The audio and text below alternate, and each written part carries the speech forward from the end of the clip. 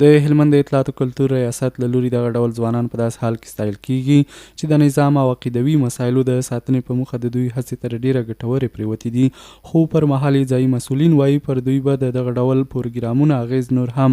ګټور پرېوځي. ولې که خدای نکرده اطاعت نه وي، هغه انسجام نه وي، هغه نظم نه وي، هغه د عمراو خبره منل نه وي، نو بیا لار هغه مسیر هغه یوه کیږي نه، بلکې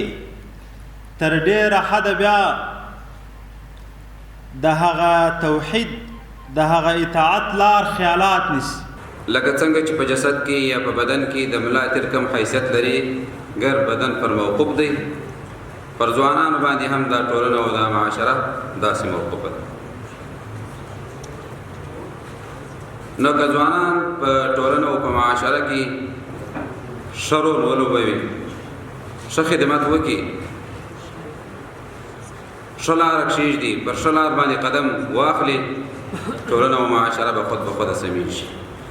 ورته مهال بیا یو شمېر ځوانان دغه ډول تشویقي پروګرامونه ګټور یادوي او غوښتنه کوي چې په دې برخه کې د مسؤلین خپلې هڅې دوامداره او ګړندۍ وساتي.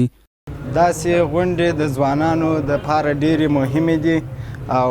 تل مدام چې داسې غونډې زموږ دپاره جوړې سي نو موږ په دې باندې ډېر افتخار کوو. ځوانان باید د حکومت سره یو ځای کړه چې د هغه د دین لاره ور وښیي او نور کوم غوښتنې چې ځوانان درلودې هغه باید د حکومت ورته هغه پوره کړه. دا غونډې د ځوانانو دپاره ډېرې مهمې دي ځکه دوی عقیده ډېره پیاوړې کوي او دا هم د هېواد د فکري جګړې دپاره یوه مبارزه ده چې دوی کوي، ځکه چې موږ هېواد هر چاته معلومه چې 40 کاله تر اشغال لاندې راغلی و.